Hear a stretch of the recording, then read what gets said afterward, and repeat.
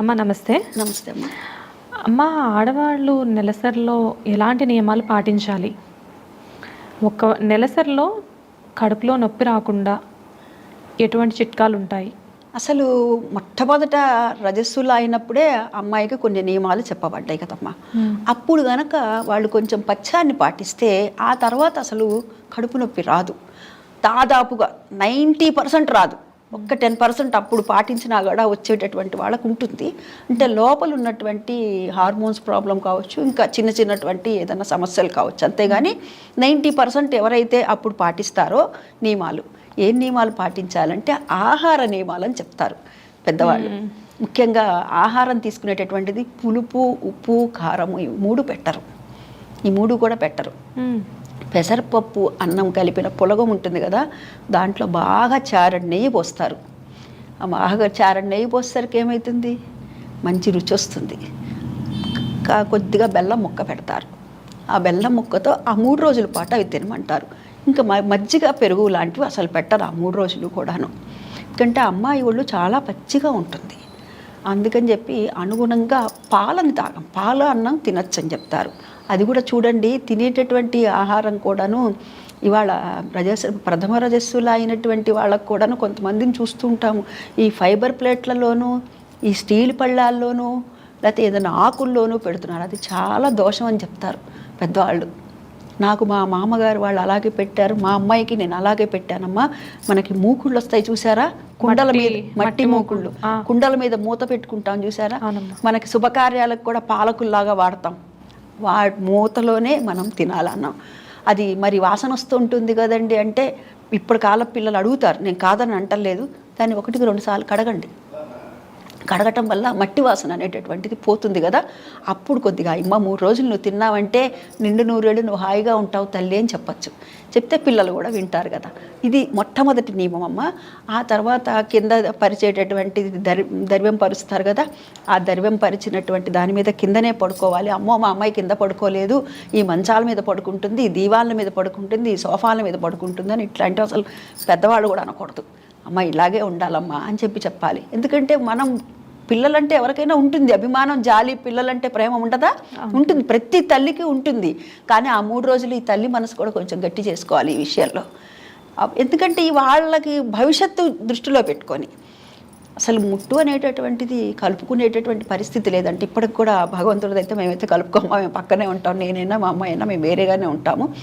4వ రోజు స్నానం చేసిన తర్వాతనే, అంటే 4వ రోజు కూడా చూడండి, ప్రథమ రజస్సులు అయిన తర్వాత కూడా 3 రోజులు దర్వం మీద కూర్చోబెట్టి 4వ రోజు తెల్లవారుజామున మొట్టమొదటిసారిగా దొంగ స్నానం అని చేయిస్తారు.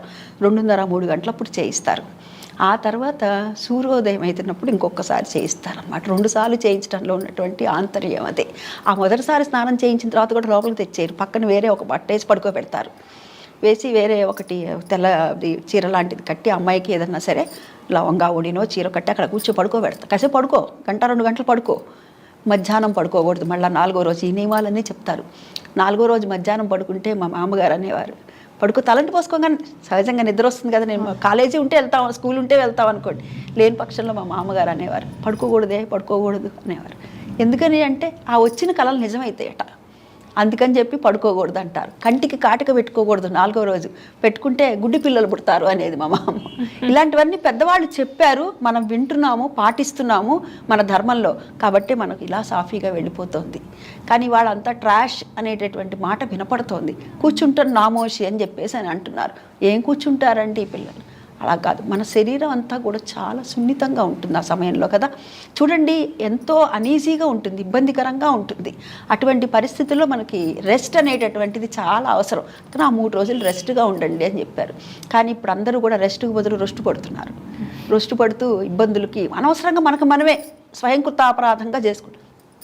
ఒక్కసారి మగవాళ్ళకి వంట రాదంటారు, ఒకసారి నేర్పించండి, ఏముంది, 3 రోజులే కదా, పెద్ద సమస్య ఏం కాదు కదా. అది ఇలాంటి నియమాలు పాటించడం వల్ల మనకి ఇది రాదు. ఒకవేళ కడుపులో నొప్పి కనుక వస్తే కూడా చిన్న చిట్కాలమ్మ. కొద్దిగా పెరుగులో గోధుమ పిండి ఉంది కదా, అది వేసి పెడతారు, చిన్న కప్పులో వేసి ఇస్తారు, తినమంటారు. తింటే అంత నొప్పి పోట్లు, అది రకంగా పోట్లు పొడిచినట్టు ఉంటుంది కదా, అది తగ్గుతుంది ఒకటి. రెండవది మిరియాలు ఉంటాయి కదా, మిరియాలు బాగా నూరేసి దాంట్లో బెల్లం కూడా మనం మిరియాలని తీసుకున్నాం అనుకోండి, ఒక అర చెంచా మిరియాలు తీసుకుంటే ఒక చెంచాడు బెల్లం తీసుకోవాలి, ఒక చెంచాన్నర నెయ్యి బాగా మెత్తగా నూరేసేసామనుకోండి ఉండల్లాగా అవుతుంది. ఆ ఉండని తీసుకొని 3 రోజుల పాటు, ఆ 3 రోజుల పాటు కనుక ఆ పిల్లలకి ఇస్తే, ఎవరికైనా పిల్లలనే కాదు పెద్దలకైనా కాదు ఎవరికైనా సరే ఆ పొత్తి కడుపు నొప్పి పుట్టింది అంటే కనుక ఆ నొప్పి, ఈ రజోదోషం వల్ల వచ్చేటటువంటి నొప్పి అంతా కూడా తగ్గుతుంది. రోజుకి ఒకటి ఇస్తే సరిపోతుంది. 2 పూట్ల పొద్దున సాయంత్రం అలా ఇస్తే సరిపోతుంది. 3 పూట్లు 3 రోజుల పాటు 2 పూట్ల అంటే 6 పూటలు అంతే కదా. 6 అంటే చిన్న చిన్న గోళీలాగా ఇస్తే బాగా రుచిగానే కూడా ఉంటుంది అది, ఎందుకంటే మిరియమే కదా, రుచిగానే ఉంటుంది. బెల్లము తర్వాత నెయ్యి తినడానికి కూడా బాగానే ఉంటుంది. ఇట్లా ఉండలాగిస్తే బుగ్గను పెట్టుకొని తింటూ ఉంటారు వాళ్ళు, బాగానే ఉంటుంది. పూర్వం అయితే నా చిన్నప్పుడైతే నాకు రజస్సులు అయిన కొత్తల్లోనమాట కొంచెం కడుపులో నొప్పి వచ్చింది. ఇంకా నియమంగానే పాటించినా కానీ ఒక్కొక్కసారి వస్తుంది కొంతమందికి అని చెప్పా కదా, అది అలా నాకు ఎక్కువ లేదు, లైట్గా. కానీ మా అమ్మగారికి ఏంటంటే భయము, అంత క్రితం ఎవరిదో మా ఇంటి దగ్గర ఒకళ్ళ దగ్గర విన్నారు, అంటే ఆ అమ్మాయికి ఇలా కడుపులో నొప్పి ఎక్కువగా రావటము, తర్వాత పిల్లలు పుట్టకపోవటం వల్ల మా అమ్మగారికి చిన్న భయం ఏర్పడింది. భయం ఏర్పడి ఆవిడ ఈ మందులు ఇస్తారు చూసారా, నాటు మందులు లాంటివి, అలా ఒకళ్ళు వేరే చోట, మాది గుంటూరు, మేము అగ్రహారంలో ఉంటాం, పాత గుంటూరు, మా అమ్మగారు రోజు నన్ను తాకి అక్కడికి వచ్చి అక్కడికి తీసుకెళ్ళి మళ్ళీ వచ్చి తల మీద స్నానం చేసి ఇవన్నీ అప్పుడు మడిగట్టుకుని వంటలు అవి చేసేదన్నమాట. అలా 3 రోజులు వాళ్ళు ఏదో పసుపులో ఇచ్చారమ్మా. ఒకే నెల వెళ్ళాను, నన్ను తీసుకెళ్ళింది మా అమ్మ అంతే. అది కూడా పెద్దగా లేదు కానీ కొద్దిగా ఉంది అన్న, కానీ మా అమ్మగారికి భయం ఏర్పడింది, ఎందుకంటే ఎదురు సందులోనే చూసింది. అందుకని ఏమనుకుందో ఏమో, వద్దులే ఎందుకు, ఏదో అంటారు కదా చిన్న పావునైనా పెద్ద కర్రతో కొట్టాలి కదా అంటూ ఇలా వాళ్ళ దగ్గర తీసుకెళ్తే ఇంత పసుపు ఉండలమ్మా, అందులో ఏం కలిపారో నాకు తెలీదు. 3 రోజులు పొద్దున రోజు కూడా పరగడుపునే ఇచ్చేది ఆవిడ, పైసా తీసుకునేది కాదు, చాలా పెద్ద ఆవిడ అనమాట. ఆవిడ ఇలా చేయి పట్టమనేది, ఇలా వేసేది, అక్కడే మింగేయమనేది, మింగేసేసి మళ్ళీ వచ్చేసేయటం అంతే. అయితే ఆ 3 రోజులు మటుకు ఒక్క పాలన్నం తప్ప ఇంకేమీ తినద్దనేవాళ్ళు అంతే. ఆ 3 రోజులు అట్లా ఒక్కసారి చేశారు, నాకు మరలా రాలేదు. అలాంటి చిట్కాల వల్ల కూడా బాగా తగ్గుతాయి. చూడండి, ఎందుకు మనకు 4వ రోజు ముట్టు స్నానం చేసేటప్పుడు కూడాను చిన్న పసుపు ఉండి ఇచ్చేవాళ్ళు నోట్లో వేసుకోమని. ఎందుకని మనం పైకి రాసుకునేటటువంటివి ఏంటి, ఏదైనా సరే ఇబ్బందులు అంటే ఏదైనా బ్యాక్టీరియా ఉంటే కూడా పోతుందని, లోపల బ్యాక్టీరియా పోవాలి కదా, అందుకని చెప్పి చిన్న పసుపు ఉండ నోట్లో. ఇప్పుడు పసుపు ఉండల గురించి మనం చెప్పలేమమ్మా, పట్టించిన పసుపు అయితే ఖచ్చితంగా చెప్పచ్చు. ఏమంటే అది పట్టించాం కదండి పసుపు కొమ్ములతో, అందుకని చెప్పి స్వచ్ఛమైంది అని. కానీ కొన్నది అంటారా మనం చెప్పలేమమ్మా. అందులో ఏం కెమికల్ అంటే మనకి ప్రిజర్వేటివ్ కోసం నిల్వ ఉండడం గురించి అని చెప్పి మనకి అందులో ఏమన్నా కలిపి ఉండొచ్చు వాళ్ళ దృష్ట్యా చూసుకుంటే, వ్యాపార దృష్ట్యా. కాబట్టి మనం పట్టించింది అయితే కనుక ఇలా స్వీకరించవచ్చు. అందుకనే మనకి కథ కూడా చెప్తారు కదా, కొంతమందికి ఈ కథ రూపంలోనూ కొంతమంది మంత్ర రూపంలో చెప్తారు. ముట్టువాళ్ళు తాగిన పాపం, బ్రాహ్మడు భోంచేస్తుంటే చూసిన పాపం,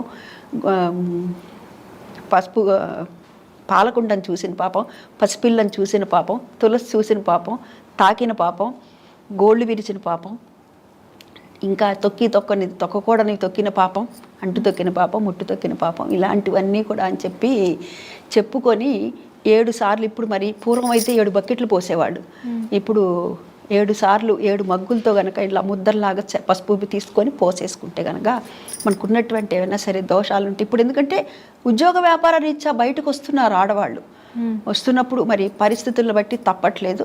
అలాంటప్పుడు ఏమైనా దోషాలు ఉంటే కూడా మన వల్ల ఎవరికైనా తాకకూడని వాళ్ళు ఉంటారమ్మా. చూడరు, ఉదాహరణకి ఎవరైనా ఒకళ్ళు దీక్ష తీసుకున్నారు, ఏ అయ్యప్ప స్వామి దీక్ష, ఈశ్వరుడో హనుమంతుడిదో ఏదో దీక్ష తీసుకున్నారు అనుకుందాం.